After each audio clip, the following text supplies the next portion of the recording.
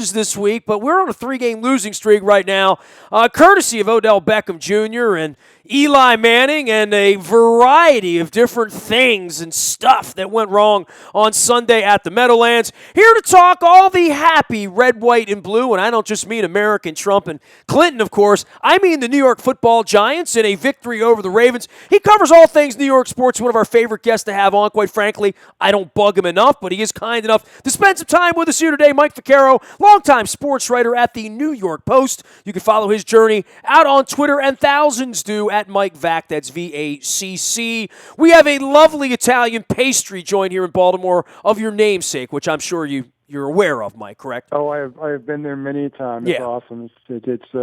I try every day to live up to that particular place. Well, yeah, you got to have that kind of standard, I mean, that's where it's exactly. All right, man, so we talk about standards here.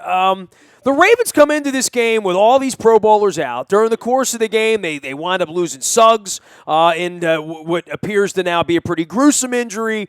Jimmy Smith obviously gets the concussion.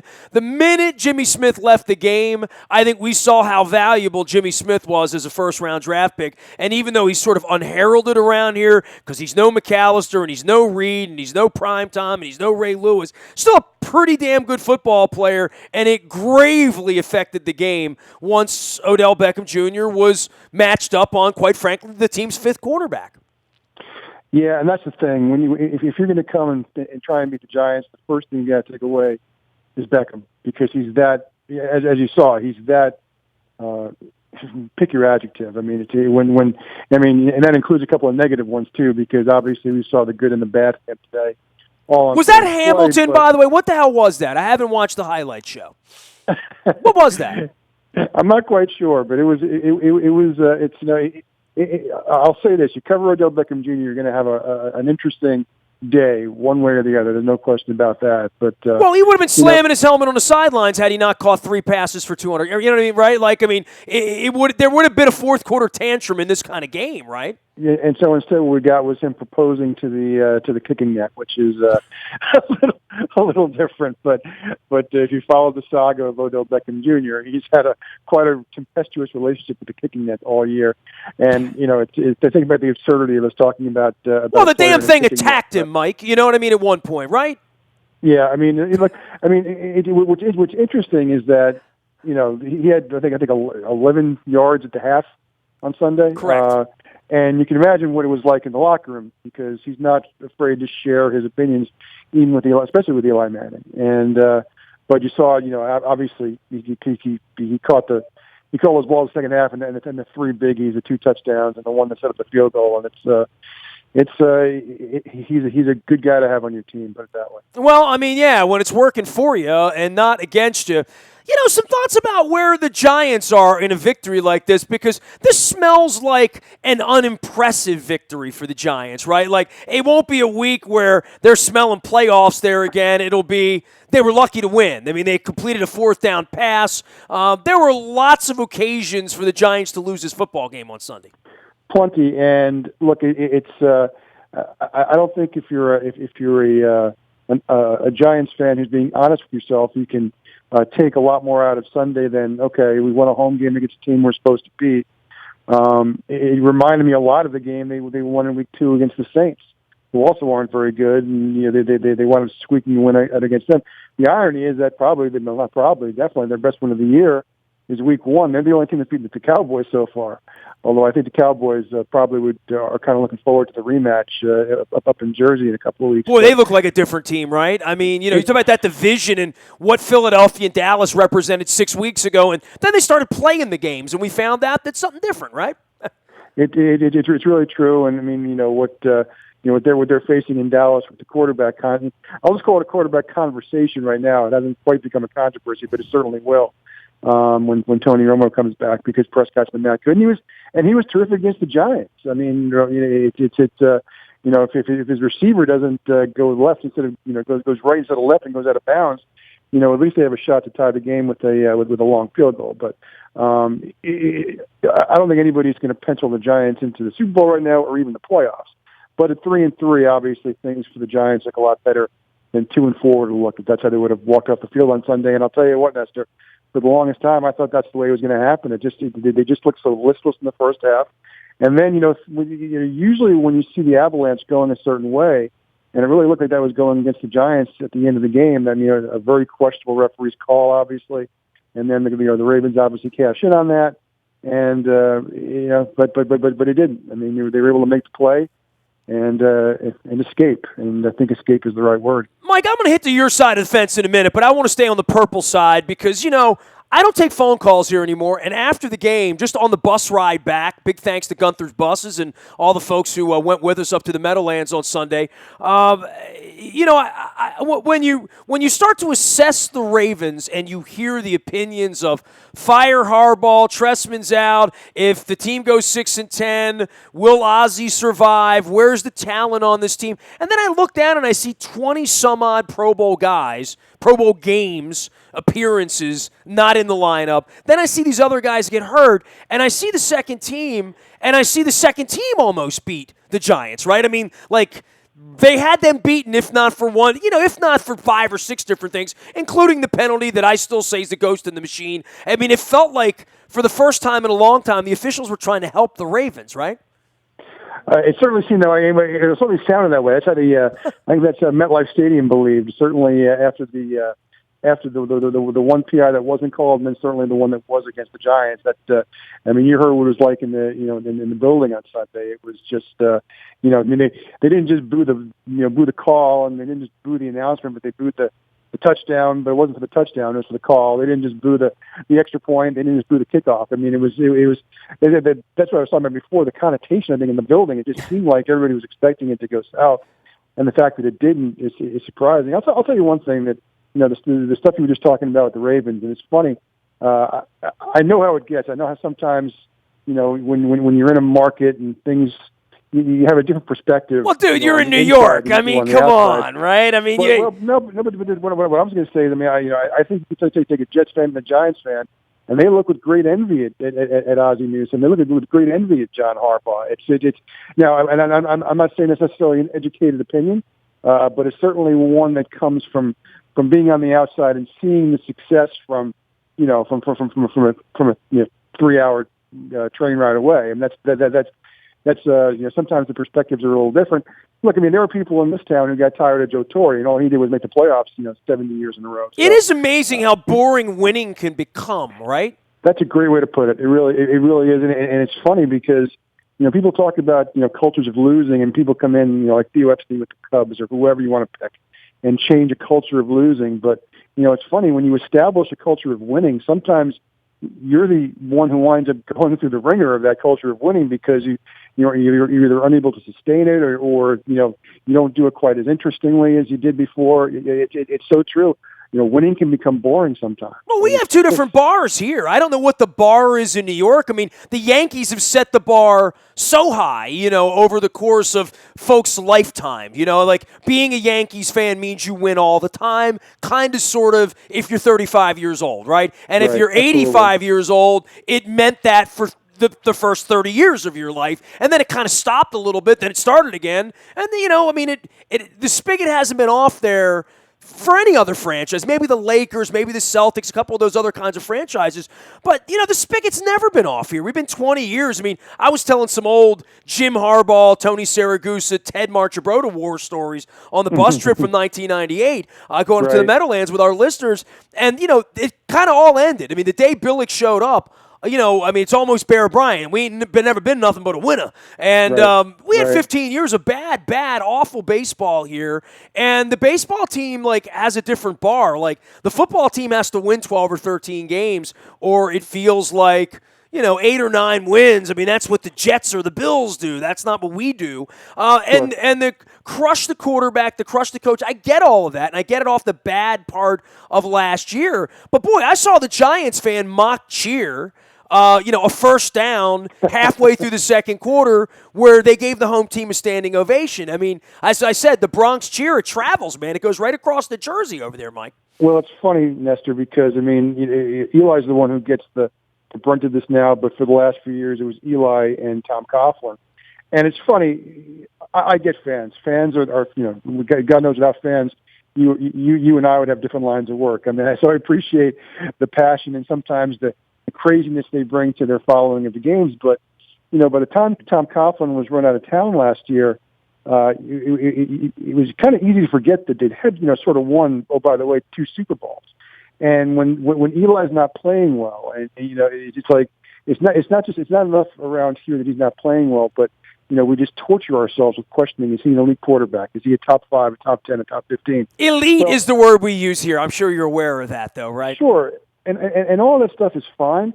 But again, he did win 2 Super Bowls. It is funny. The original premise is absolutely right that sometimes you can take for granted when the times are good. And it's funny. I mean, I look at your town. I mean, I see the miracles that Buck has done with the baseball team, and you wonder at what point, notwithstanding the decision to keep Zach Britton in the bullpen, but forgetting all that, at what point it's going to become kind of you're going to become kind of numb to winning 90 games every year and going to the playoffs. And well, dude, that worm turned right about the point where the ball landed in left field from Encarnacion, sure. where you say, if you're a genius and we've given you the hall pass here, you know what I mean? I'm the dude who had my press pass taken away 11 years ago. I'm never allowed to ask Buck Showalter a question. He runs from me, literally runs from me at social events in Baltimore. And, after that, it's the first time there's been something's really gone wrong. And as I said at that moment, and this is to your point on Eli,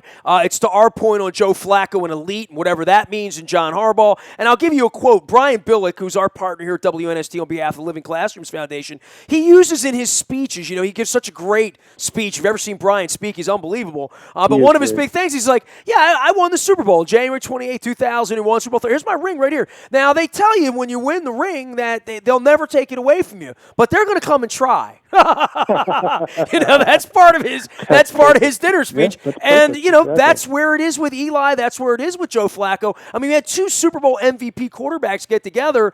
I don't know that either was particularly impressive, and at various points throwing bad passes. I'll tell you one thing. I mean, the game sort of lacked the pass rush, right? I mean, it's pretty clear both of these teams have trouble getting after the quarterback. I mean, the Ravens were starting the whole second team on the front line at one point. Yeah, absolutely. And it's I think it was glaring and helped keep each team in the game.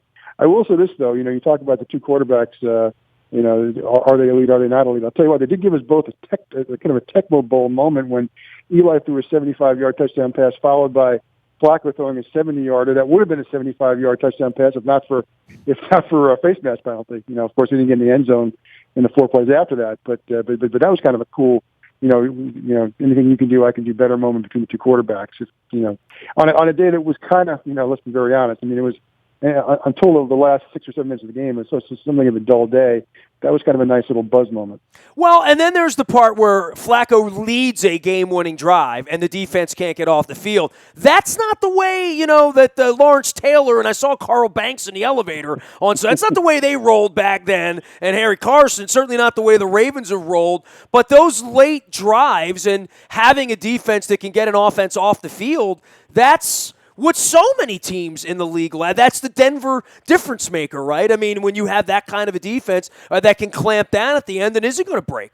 Yeah, absolutely. And I'll tell you what, I talked to a lot of Giants fans who were still lingering around the parking lot afterward when I was getting ready to go home. And one prevailing sentiment about those Giants fans, they all said, "Thank goodness there wasn't either 30 more seconds or 1 more timeout for the Ravens," because they're convinced that Flacco would have found a way. And I mean, you saw it there with the second or third to last play.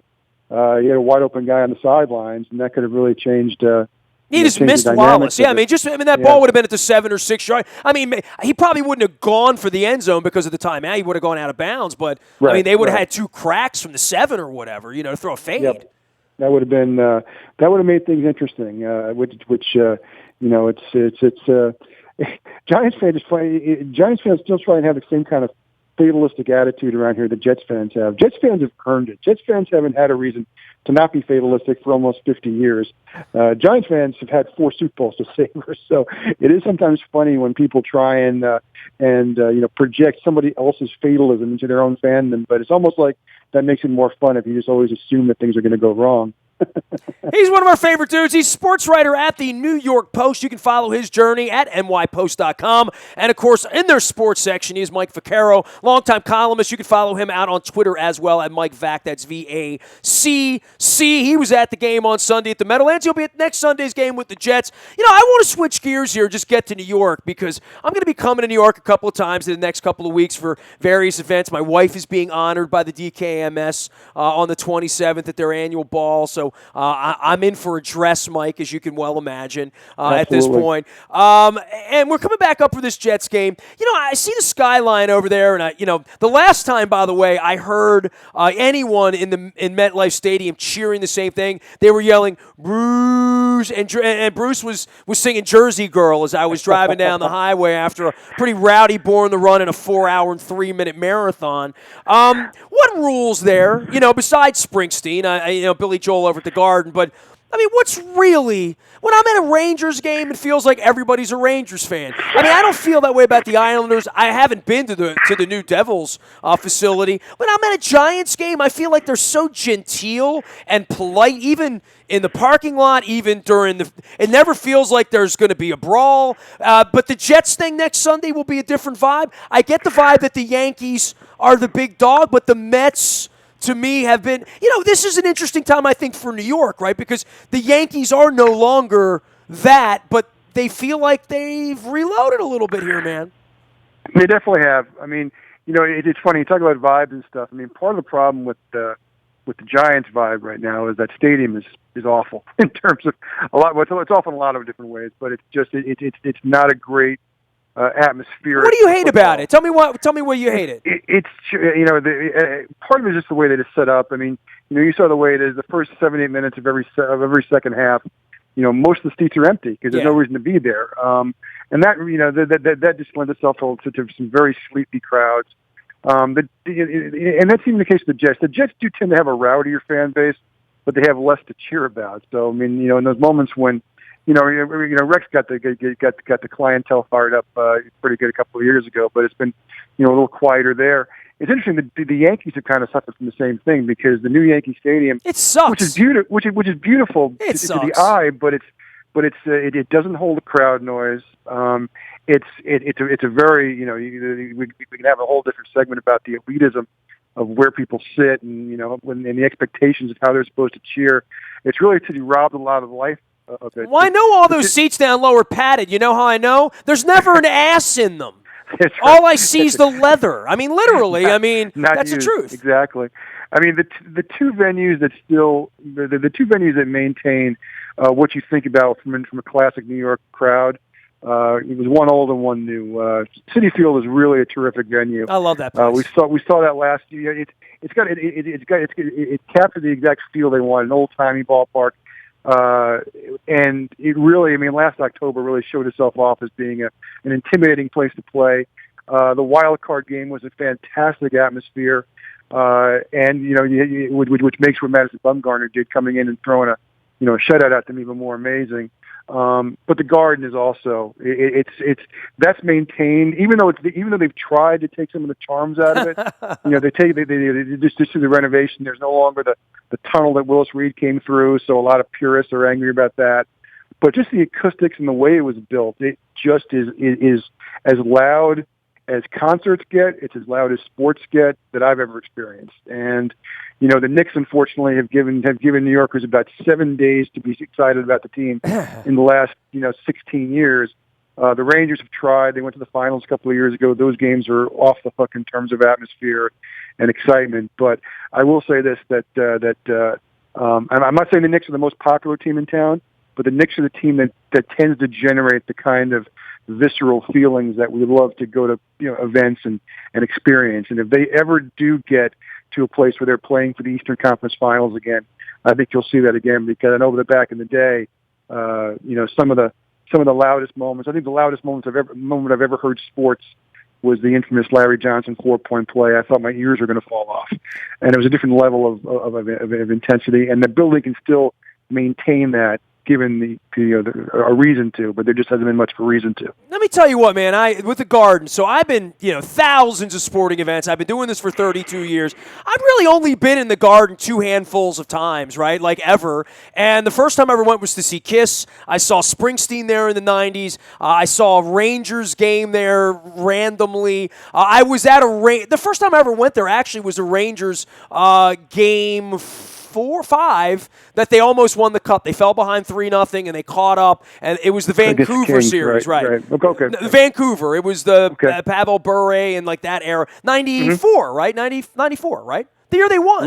They won the cup. The year they won it. Yeah, the year they won the cup. Opportunity to win the cup in Game 5, had to wind up coming back and winning in Game 7. Right. I was at Game 5 the night they could have won the cup, and it was explosive, electric, but I thought the place was kind of dumpy, quite frankly. And over the course of time, going there a little bit more, I never felt like it was special other than the prize fight part. By the way, I saw Holyfield Lewis there, right?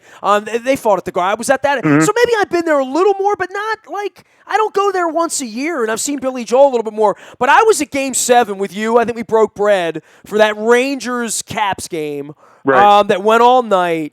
Yep. I mean, like, I feel like I've been everywhere, Mike. I mean, I've been to 23 Super Bowls. I've been at all sorts of crazy. I was at the Drive game in Cleveland with Elway. I've been to some crazy games. Man, I mean, that was one of the ones where the hair on the back of my neck. And at this age, when events do that to you, man, it really kind of stands out. And part of it for me is the venue, and the Garden is, I mean, I just think what they've done there from a remodeling standpoint, from a noise, and from just it feels like a special event when you're there. It doesn't feel like you're in a dumpy. You feel like you're going somewhere when you go to the Garden. And I highly recommend people go up and see the Caps play or whatever they want to do, but see Billy Joel. But from a venue standpoint, I know when you go to MetLife Stadium, you feel like you're going to a silver. I don't know. It almost feels European. It almost feels like there's no energy, I describe it as being a huge stack of Venetian blinds, which is just, it's hard to, that's what your grandmother's house is supposed to look like. Not what a big time facility is supposed to look like. But that's, and Giant Stadium was the exact opposite. I mean, I'm sure you probably saw. Oh, Mike, it was a hellhole, man. You went in there. It was a hellhole, but it was, it kept the noise. I mean, when the Giants had a home playoff game there, it was intimidating, and plus you had the wind and all this other stuff. It's not a place Joe Theismann or Danny White wanted to come visit in December. Exactly. I assure you, this place doesn't feel like it's good. That there's a real home feel. I never felt like the Giants were the home team. I mean, even it never got loud there. I don't think it ever became difficult for Flacco to operate. I'm not sure it ever gets loud there, to be honest with you, with both teams. And again, that could be the setup of the way that the best seats are generally abandoned, or just the Giant fan base tends to be a little older, a little quieter. Yeah, and which is why it's always been a problem for Giants fans, for the Giants rather. Giants fans, season ticket holders aren't bashful about selling their tickets. Even the Cowboys fans or Redskins fans. And so there are times when, not when the Giants are having a great year, but when they're having an okay year and they're playing the Cowboys on December 1st, there's going to be 25,000 Cowboys fans in the building, and believe me, that makes a difference. He is Mike Vaccaro, longtime columnist. All right, so I want to take it back full circle. So we were talking about Buck Showalter, and where do you go from here? Where do you go when you're Tom Coughlin and you're in trouble and you haven't made the playoffs in a couple years and you got a couple rings? John Harbaugh's name's being buzzed around. Now the team's 3-3, and looking at the end of the schedule, looking at the reality of the injuries that they have right now with Doomerville and Suggs amongst others. Buck could do no wrong, and now Buck is in a position on the baseball side where the only thing he can do now is have a parade, right? He's going to get reminded of that because it was so out of character. It was so out of genius. It was so, I mean, I can't imagine Joe Madden pulling that stunt in Game 7. I can't imagine Joe Torre pulling. I mean, and we think of Buck as this genius here because we had nothing before him. But last I checked, his ring finger's still nude. Last I checked. And, and it's part of his permanent record that, he got fired by the Yankees, and the Yankees won the World Series next year. He got fired by the Diamondbacks. The Diamondbacks won the World Series next year. And look, I think you have to credit him for building the culture of winning in both places.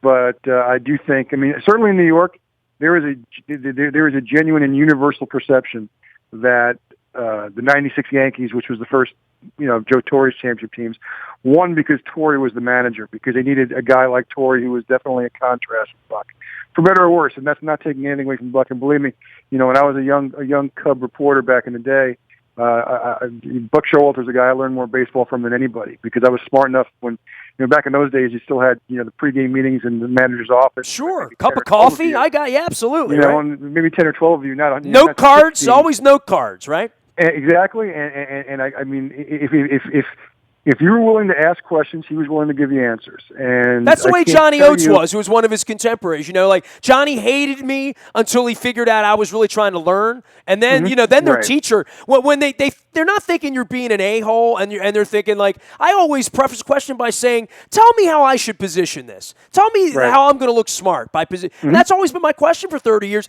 And I think baseball managers were the best about that. And I think football coaches, away from the light a little bit, are happy to shed color on something that you don't understand. But, part of the genius, part of the baseball thing goes away when you do things like this, though, right? I mean, the next time you're in a pinch, you're thinking, well, we used to think he was a genius, but maybe he's not, Well, look, I mean, and I think it's compounded by the fact that, a couple of days later, Terry Francona is using Andrew Miller in the fourth or fifth inning, and what we saw with Dave Roberts, who was a rookie manager, and the way he managed Game 5 against the Nationals the other day. I mean, bringing Baez in, and then bringing Kershaw in, and I mean, these are just it's compounded that it compounds the fact that Buck didn't use his best player in an elimination game, and I understand the reasons why he didn't do it. I get it. Logically, it makes sense. I remember in 1995 him explaining to a room full of us, why it didn't make any sense to bring your closer in on the road in a tie game. I get that. Intellectually, it makes perfect sense. But the fact is that the game ended the way it ended, and it ended with Zach Britton in the bullpen, and that's just a terrible thing for Orioles fans. Forget Buck. Just think about the investment that you put into the fan for 162 games, and then and it's a very unique thing, Nestor. I mean, I really, I know the Orioles have been in a couple of these now. It was the Yankees were in one last year, and the Mets were in this year. It's really unprecedented, this wild card playing game, because it's you invest your life in 162 games every day. The conversation never ends for 6 months, and it's either it can end in 9 innings. It ends so quickly, It's a different. I realize a 5-game series is a short series, but you still have 3 opportunities to not get swept. If you ask the Red Sox and the Rangers, though, it ended really quickly for them too, man. It did, no question. But there is a different dynamic to the one and done. Very much of a football aspect to a baseball game. And I always thought that when you try and apply football principles to baseball, that's when you get in trouble. And obviously with the way that our media culture has gotten with Twitter and everything else, every baseball game now on Twitter is treated like a football game, and that's hard to do when you play 162 of them. But that's why when people tell me that baseball's fading here and there, I get that baseball's national ratings are never going to be what footballs are or even what the NBA's are. But when you talk about a local, hyper-local event, I mean, there is nothing like baseball to capture a civic attention span over the course of 6 months. Yeah, unless amazing. No one shows up, bro. I mean, we've had a real problem here. Right. I mean, like, I know it's not lost on you, dude. You watch the games. I mean, of course. And people are asking me, and I'm like, well, I mean, I tell you why I don't go. The owner's been as big an ass as anything we've seen in this political season, quite frankly, for 25 years. And which is hard to take, has told me and my family, don't come. Has told me to tell my listeners, here's my middle finger, give it to them. You know what I mean? Right. He hasn't had a press conference in 20 years. He hasn't answered a question. I mean, they played a baseball game here last year when the city was under siege and tanks were circling my building, and said to the fans, don't bother coming today. We'll just play without you. I was there that day. It was the spookiest day of my career. It really was. It was the most surreal day. And they didn't get criticized for playing, which I don't know whose head's up whose ass, but there were tanks circling my building. There were tanks circling. Why were they playing a baseball game 2 blocks away? Like I still had. It led the national news. It wasn't Freddie Gray or the riots in Baltimore, the lead story on every news channel was the Orioles played a game for no one today in Baltimore. And then a year later, they have all of these freaked out people in the suburbs saying it's not safe to go downtown. I mean, I hear that probably more than I hear. It's not true, by the way, that it's not safe to come downtown. We had 100,000 people down here this weekend for Fleet Week. We had the Blue Angels flying over the weekend. I mean, but for baseball fans and, that demographic and what it is, we got a real problem here. We really do. Yeah. And it's a shame because, it's hard for me to believe when you look up and you realize that Camden Yards is, 26 years old, because it's still, of all this generation of ballparks, it's still a destination for people like me, who don't live there. At least once a summer, I certainly make an effort to go down and cover a Yankee series or cover a Mets series if they're playing there, because it's just such a wonderful place to watch a game. And, it's, one of the great things about you, Nestor, is that you obviously live the Baltimore sport person's life. It's part of who you are. And, I know that most of your listeners, if not all of your listeners, have the similar kind of outlook. And that's what bothers me about certain owners. And I know your baseball owner is that way. The owner of the Mets is a guy I think has similar personality traits in terms of taking what should be the most precious gift in the world, which is, millions of fans who care about your product. It should be about love. It should not be about greed. Yeah. It is about greed. It is not about love. And there are only a few really myopic, really sheltered human beings who don't see the Orioles for what. I have many, many friends who are very educated, who know all the cynical side of the Orioles, but they sort of suspend, right, that belief for the 3 hours when they're at the game, right, because they're 55 years old, their kids like it, and they play along, but they know what's really going on here. You know what I mean? They run businesses. They're smart people. But some people can buy into that, and other people just say, I'm on to something else. You know what I mean? A lot of people are just – and the something else might just be I'm going to stay home and watch them on TV, but I have no interest in getting in my car and driving down there, Right. There's a lot of people that feel that way.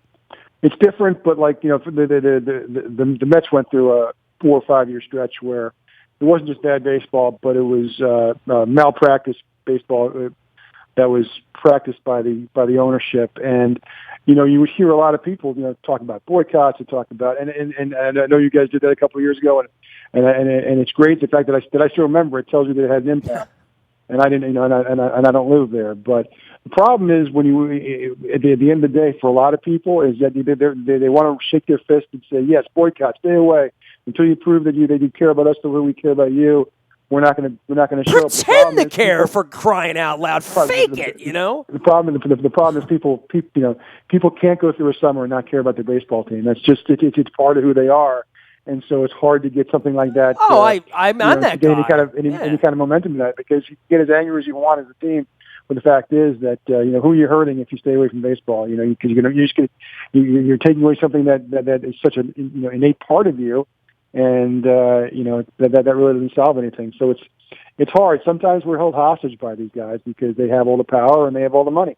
Where's that fan Bill of Rights when we need it, Mike Vaccaro? It's always great to visit with you, my man. Hey, I'll see you next Sunday at the JETS, Jets. We'll be following you at Mike Vac all week and out at nypost.com. It's always a pleasure, man. I hope to get up to the Garden and see you sometime soon, and I appreciate all the love sent our way on behalf of my wife. We appreciate you, brother. Absolutely. That was as inspiring a journey as I was able to follow and live vicariously through. So good luck to you. It's not over. We got lives to save. I'll be calling on you, Mike Vaccaro. Absolutely. I'll be here, and I will see you next Sunday for sure. You got it, brother. Peace, man. Thanks, Nestor. Save me some cookies up there in the press box up at the MetLife stand. I'm going to go on a MetLife rant later this week. They were my wife's insurance carrier. I don't feel like going into it right now, but at some point I will. And I'll put the old nasty Nestor hat on. I'll flip the hat backwards. You can find me out in the Bayou Toyota Audio Vault 24 hours a day from anywhere in the world on your mobile device by downloading the TuneIn Radio app. We come in crystal clear. The morning newspaper arrives in your email inbox at 7 a.m. every morning. It's powered up by Planet Fitness and PlanetFitness.com. Last but never least, breaking news happens first on the WNST tech service. That's powered up by Coons Ford of Security Boulevard. Dennis will be here on Thursday driving you home. I'm out in Vegas all week betting a hard 8. Seeing the Stones, probably watching baseball. I don't really wager on sports, but I might put 20 like on the Dodgers just because it might make me feel good. I don't know. I'm going to wear my Dodger cap. See if I can get away with that for a week. I'll try, at least till the Cubs eliminate them. Nasty at WNST.net reaches me. There is no Jets bus this week. Big thanks to everybody on our Giants bus. No thanks to Odell Beckham and Eli Manning and Ben McAdoo and Bob McAdoo and any of the McAdoos and any of the Giants and the Mars. I'm upset about this loss, but we'll talk about it all week long. You can reach me, nasty at WNST.net, Facebook, Twitter, LinkedIn, Snapchat, Instagram, streaming live on Facebook Live, as well as on our YouTube WNSTV channel. We are WNST.net, AM 1570, and WNST Towson, Baltimore, and we never stop talking Baltimore sports.